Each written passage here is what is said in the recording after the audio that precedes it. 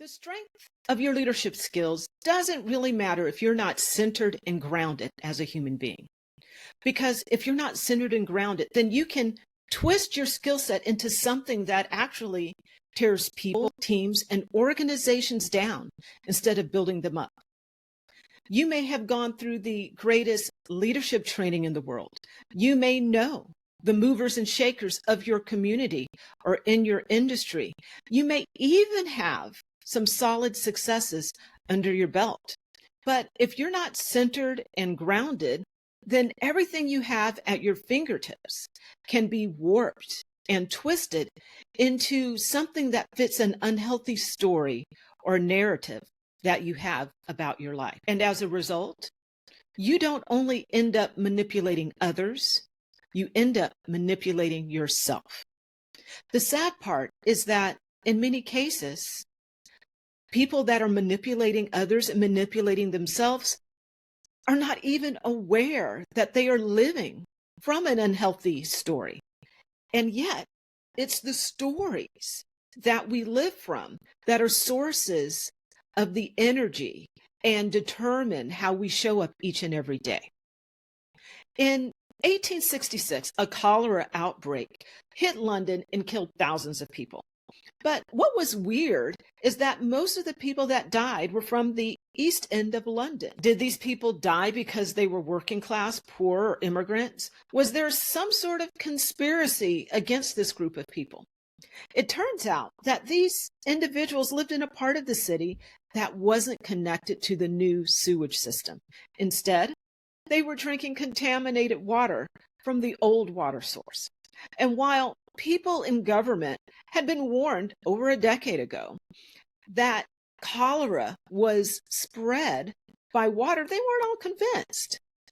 Unfortunately, it took the deaths of over 5,000 people, these 5,000 people in the East End of London, for the powers that be to clearly see the connection that some water sources are good and other water sources are bad for human beings. And just as there are good and bad water sources, there are good and bad energy sources that impact how you show up each and every day as a leader. And the quality of that energy you're leading from, is connected to the conscious and unconscious stories that guide you on a daily basis. Individuals that are centered and grounded as human beings and have good leadership skills lead from a very positive energy source. And as a result, they create conversations, they create relationships, experiences, and outcomes that add value to the things that they touch. On the other hand, leaders that aren't centered and grounded can come across as manipulative, unsure, self-righteous, or even passive-aggressive. Both ends of this spectrum come down to the stories that we tell ourselves, the stories we tell ourselves about our past, our present, and even the future that we are living into. In this video, I'm going to share with you a framework that will help you begin to create better stories for you to live into and from, and as a result, start showing up as a more centered and grounded human being. It's called the 3-3-3-3 framework, and it's designed all around having integrity in 3 areas of your life. And the 3 areas of your life are best represented by the legs of a stool. All of the legs are of equal importance and work together to give you a very solid foundation. And the legs of the stool are as follows. The first leg is the quality of your personal life. The second, the state of your finances. And third is passion for your career. The second 3 in the 3-3-3-3 framework represents 3 visions that come into one grand overarching vision. So you have 3 visions, one for each leg of the stool. Then the third 3 is for you to have 3 goals per leg. And finally, every 3 months, you have to create powerful stories that are moving you closer and closer to your goals. And when you have the clarity and integrity within these areas, you're able to align your actions with your values. Your clear goals are aligned to clear values that will help you live more authentically. And this authenticity reduces the conflict between who you are and the stories you might tell yourselves, leading to a more harmonious and centered life. Also, when your decisions are based on clear goals and values, you are less likely to be swayed by fear or past experiences. And this leads you to be more consistent and confident in your actions, which means you walk into work from a very centered and grounded space. And you have the energy to add value to the lives of the people and the organization within which you work. And when you leave your workday, you feel energized, which is important for other aspects of your life. So let's get started. Let's take a look at the different legs of the stool. And the first leg is your personal life.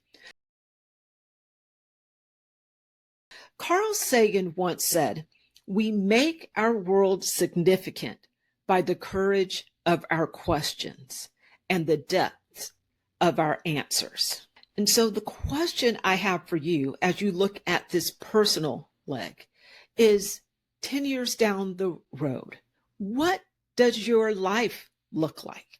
And to really help you frame this, I want you to pull out a piece of paper and just create a table. Nothing fancy, 2 columns. And the header for the first column should read, "Here's the people that are important to me." And the header of the second column should be labeled "their age in 10 years. I want you to fill this out. It's going to take you 5 minutes. And make sure that you are the first person at the top of the list. You're someone that you care about. What is your age in 10 years? Do the same thing with the next person and the next and the next. What is their age in the next 10 years? And once you have filled out this table, I then want you to just take a look at those ages. Take a step back and take a breath, and then answer this following question and answer it deeply. What do you want to be doing? Or you might say, what do I want to be doing when I'm, and name your age. If you're 36, in 10 years, you're going to be 46 years old. If you're 52, in 10 years, you're going to be 62 years old. If you are 37, in 10 years, you're going to be 47 years old. What do you want to be doing in 10 years at that particular age? What is the quality of your relationships? What's the quality of your health? I'm asking you these questions because your answers, those answers that come from deep within, are representative of the life that you truly, really want to be living. And when you have these answers, you have these answers for that leg of the stool, it's beginning to lay this foundation from which you can operate from in a very centered and grounded way. The second leg of the stool is your finances. Financially stressed employees are 11 times more likely to have sleepless nights. And this affects not only productivity, but decision-making and skill set at work. And whether you are a leader who is an employee of an organization, or if you are a leader that is an owner, you're also a person who is impacted by financial stress. When you understand the relationship between personal finances and psychology and work performance, you are starting to put together the crucial pieces of the puzzle that will begin to reduce financial stress, because it can significantly impact not only your personal life, but your professional life as well. Which means that as a leader, again, whether it's in an organization or you're the owner, your financial worries and concerns can significantly impact the work experience of those you lead. And that's why you have to make sure this part of your life is pulled together. So now let's go back to that personal life that you outlined just a moment ago. Once you know where you want to be in 10 years down the road, you can begin to calculate everything from wealth gaps. So how much of a gap is there between where you want to be or need to be financially to support that personal life in 10 years? And where are you now? You're able to make decisions as you begin to use this model. You'll be able to make decisions financially based on where you truly are heading and where you truly want to be. You're able to get into action now to begin to secure this future that you have built in your mind and started to build, hopefully on paper. And when you do this, when you begin to take control so that there are no questions in mind in terms of how am I going to support my family in this area?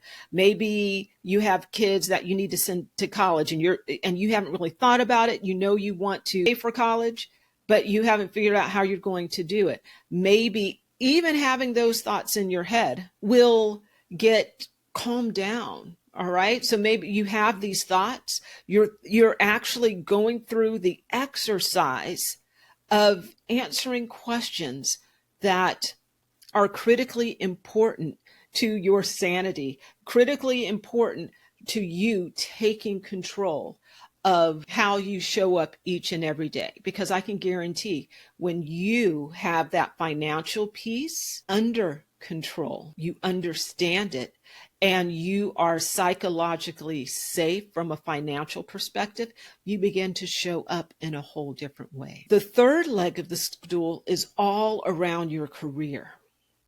In her book, Grit, Angela Duckworth shares the story of Jeffrey Gettleman, and I'm not sure I'm pronouncing his name right, but he's a Pulitzer Prize winning journalist who realized that his dream was to work in East Africa.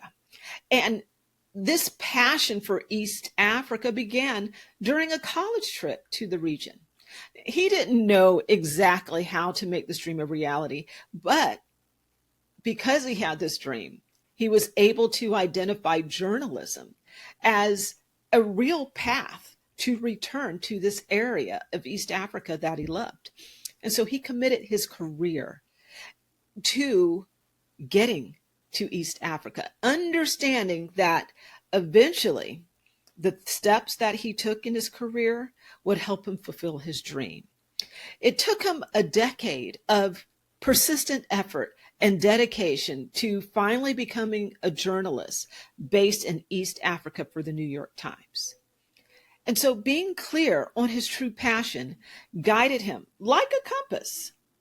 And it can do the same for you no matter where you are in your leadership and career journey. So where do you want to be in your career in 10 years?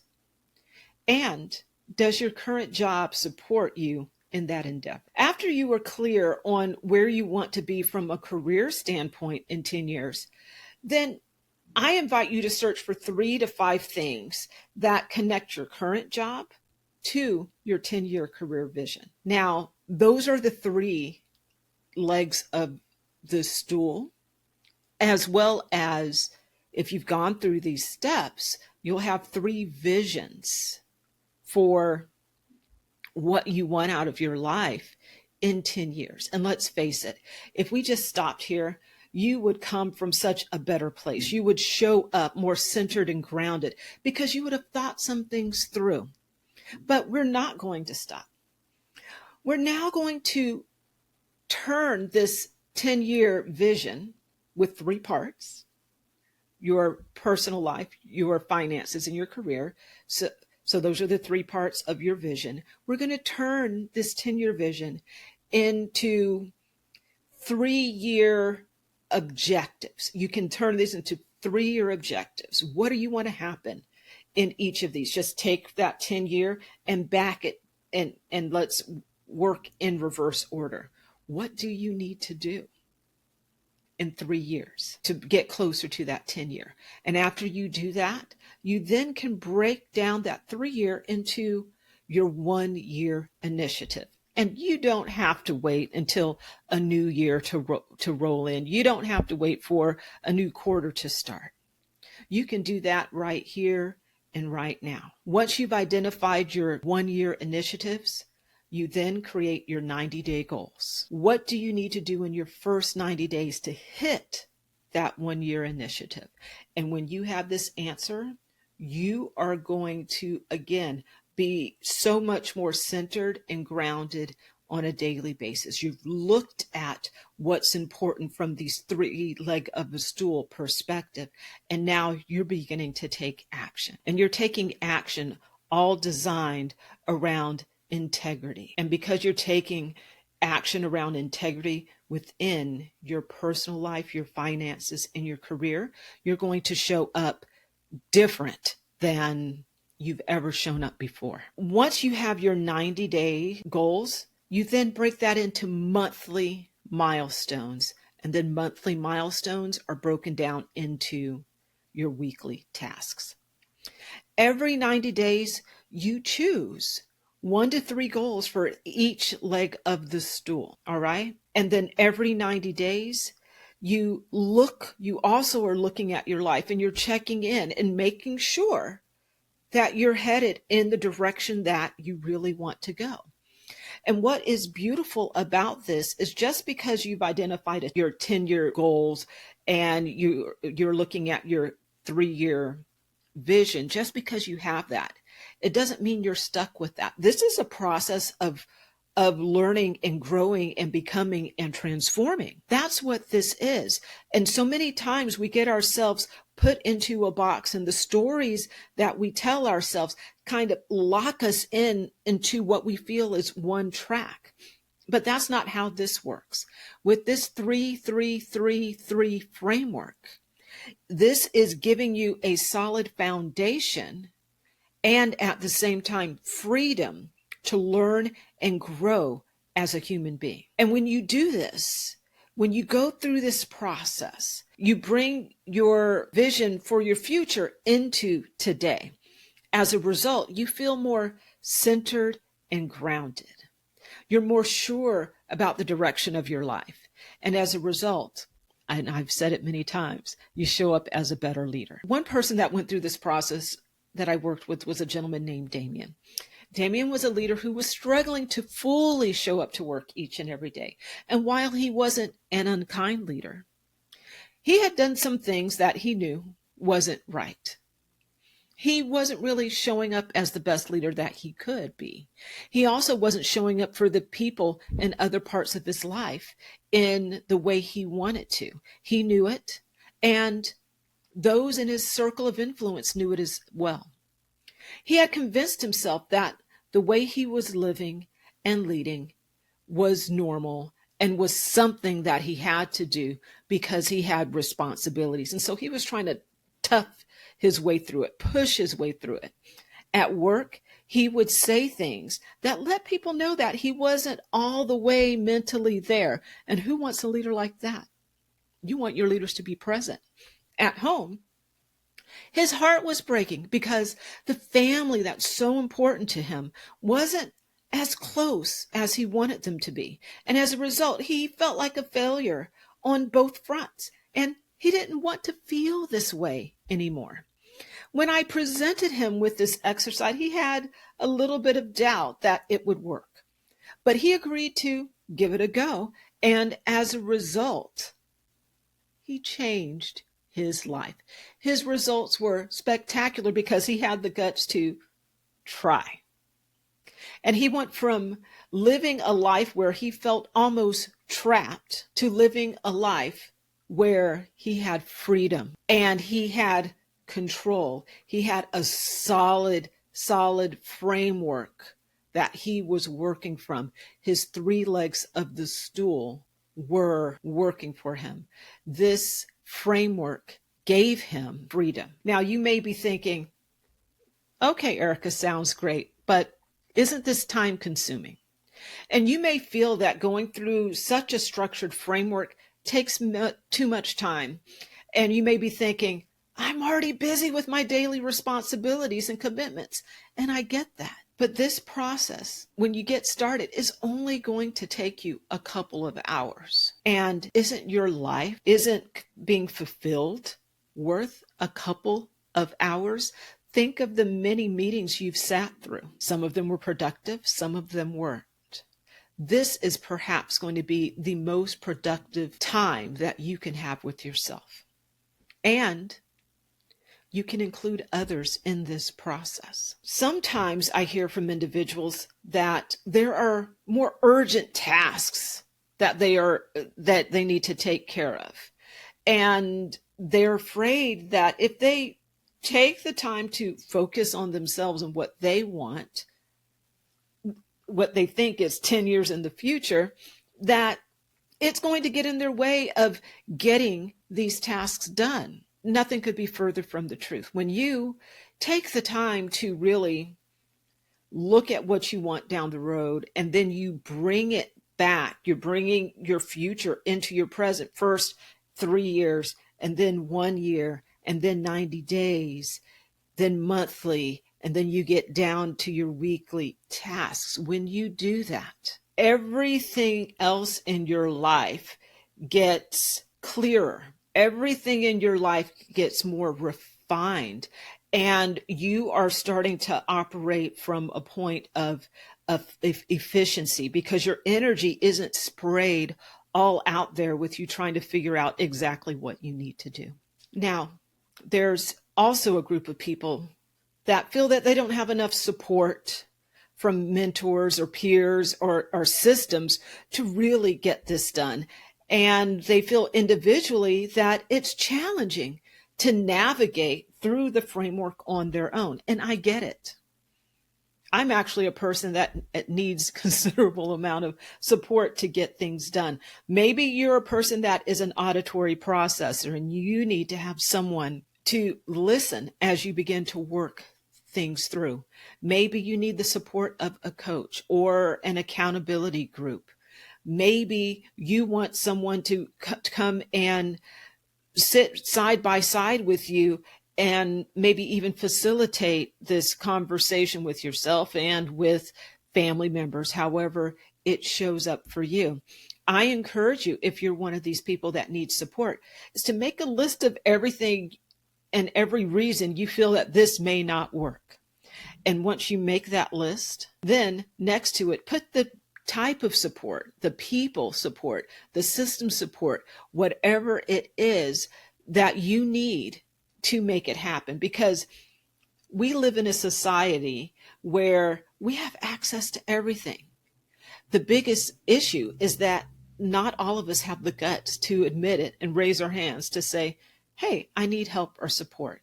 But you can do this. Just make that list. Hopefully you have found this 3 legs of the stool and the 3-3-3-3 framework to be helpful. So here's a summary of what we've covered. We took a look at the difference between a true leader and one who may be manipulative.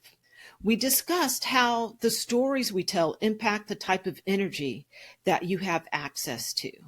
And we also took a look at the importance of leading from a positive energy source.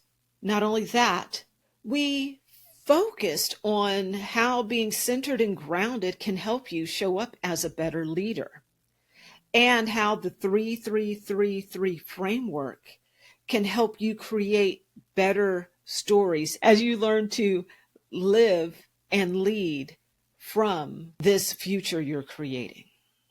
Ask the question in your personal life, what do you want? We asked the question, hopefully you answered, what do you need financially to support that life?